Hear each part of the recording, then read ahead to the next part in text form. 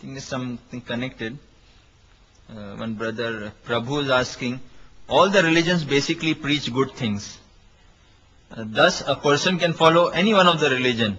It is one and the same. The question posed is that all the religion basically teach good things. So you can follow any religion. It's one and the same.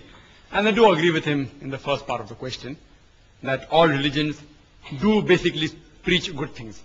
For example, all religions say you should not rob, you should not molest a woman, you should not rape her. Hinduism says that, Christianity says that, Islam says that. But the difference between Islam and the other religions is that Islam, besides speaking of good things, it shows you a way how to implement those good things. Like all religions speak about brotherhood. But Islam practically shows you, it demonstrates how to practice it in your day-to-day life, Salah, Hajj, etc. So Islam, besides speaking theoretically, it shows you a way how to practice it in your life. For example, Hinduism says you should not rob, Christianity says you should not rob, Islam says you should not rob. So what's the difference between Islam and the other religions? Islam shows you a way how to achieve that state in which people will not rob. Islam has a system of zakat. That is, every rich person who has a saving of more than the nisab level, 85 grams of gold, he or she should give 2.5% of that excess wealth in charity every lunar year. If every rich human being gives charity, poverty will be eradicated from this world. There will not be a single human being who will die of hunger. After this, the glorious Quran says in Surah Ma'idah, chapter number 5, verse number 38, as to the thief, be it a man or a woman, chop off his or her hand as a punishment from Allah subhanahu wa ta'ala. Some people may say, chopping off the hands in this age of 20th century, Islam is a barbaric religion. It's a ruthless law. And I do know that there are thousands of people who rob. So if you chop off all the people, then many people lose their hands. But the law is so strict that the moment you implement it, and if a person comes to know that his hands will be chopped off if he robs, immediately the thought of robbing will go away from his mind. Do you know today America, which happens to be one of the most advanced countries in the world, unfortunately it also has one of the highest rates of crime. Highest rate of robbery and theft. I ask you a question. If you implement the Islamic Sharia in America, that is every rich person gives zakat, 2.5% of his excess wealth in charity, and after that if any man or woman robs, chop off his or her hand, I am asking you a question. Will the rate of robbery and theft in America, will it increase? Will it remain the same or will it decrease? It will decrease. It's a practical law. You implement the Sharia and you get results. Let me give you another example. That most of the major religions say that you should not molest a woman, that you should not rape a woman. Hinduism says that, Christianity says that, Islam says the same. But Islam shows you a way how to achieve that state in which people will not, men will not molest or rape a woman. Islam has a system of hijab. People normally talk about hijab for the women. But Allah subhanahu wa ta'ala in the glorious Quran first speaks about the hijab for the man and then for the woman. The glorious Quran says in Surah Nur chapter number 24 verse number 30 that say to the believing man that he should lower his gaze and guard his modesty. Whenever a man looks at a woman and any brazen thought comes in his mind, any unashamed thought comes in his mind, he should lower his gaze. There was once a friend of mine, who was a Muslim friend, who was staring at a girl for a long time. So I told him, brother, what are you doing? It's prohibited in Islam to stare at a girl. So he told me, our beloved Prophet said that the first glance is allowed, the second is prohibited. I have not yet completed half my glance.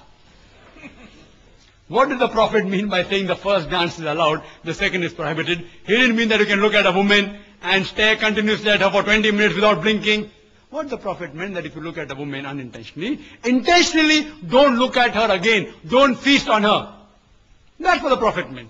The next verse speaks about the hijab for the woman. Surah Nur chapter 24 verse 31 says that say to the believing woman that she should lower her gaze and guard her modesty. And display not her beauty except what appears ordinarily of. And to draw a head covering over the bosom. And display not her beauty except in front of her husband, her father, her son, etc. And a big list of mahram, the close relatives who she can't marry is given. And there are basically 6 criteria for hijab. The first is the extent will differ between the man and the woman. For the man, the extent is from the navel to the knee. For the woman, the complete body should be covered. The only part that can be seen are the face and the hands up to the wrist. Some scholars say even this should be covered. The remaining 5 criteria are the same. The second is the clothes they wear, it should not be so tight that it reveals the figure. Third, it should not be transparent so that you can see through. Fourth, it should not be so glamorous that it attracts the opposite sex. Fifth, it should not resemble that of the unbeliever. Sixth, it should not resemble that of the opposite sex. These are basically 6 criteria for hijab mentioned in the Quran and the Sahih Hadith. And the Quran says in Surah Ahzab chapter 33 verse number 59, giving the reason for hijab. It says, O Prophet, tell your wives and the believing women that when they go abroad, they should put on the cloak so that they shall be recognized and it will prevent them from being molested. Quran says, hijab has been prescribed for the women so that it will prevent them from being molested. And the Islamic Sharia says, if anyone rapes any woman, he gets capital punishment. People with capital punishment in this 20th century, Islam is a barbaric religion. It's a ruthless law. It's a barbaric religion. Do you know America, which happens to be the country which is supposed to be most advanced, it has one of the highest rate of rape. According to the statistics, it says that on an average every day, more than 1,900 females are being raped every day. Every 1.3 minutes, one female is raped. Since the time I'm in this auditorium, it's more than 2.5 hours. How many rapes may have taken place? How many? More than 100 in America.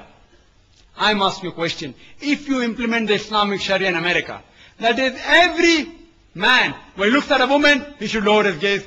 The woman should be properly dressed up in the hijab. And after that, if any man rapes, capital punishment. I'm asking you a question. Will the rate of rape increase? Will it remain the same or will it decrease? It will decrease the practical law. You implement the Sharia and you get results.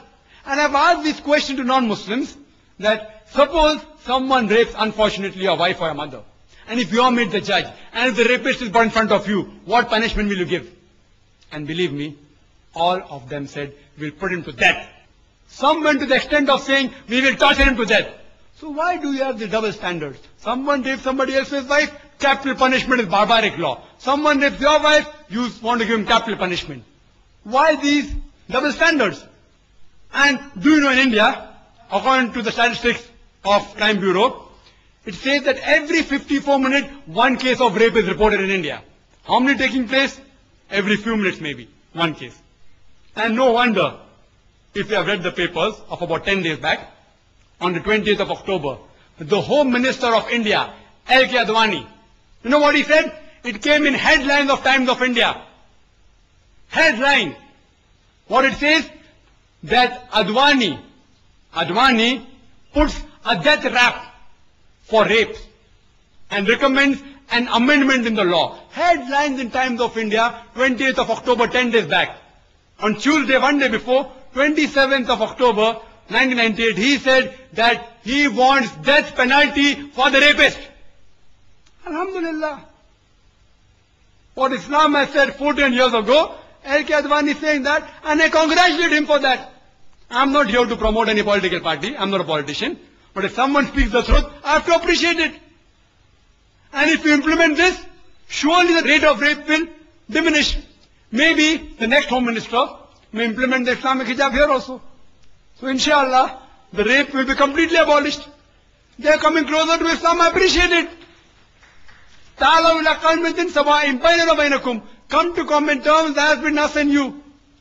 Mr. L.K. Advani realized that rape is increasing in India, and he rightly recommended that the law should be amended and death penalty should be put for the rapist. And I am for it. I am the first Indian to support him. So if you analyze Islam, besides speaking good things, it shows you a way how to achieve that state of goodness.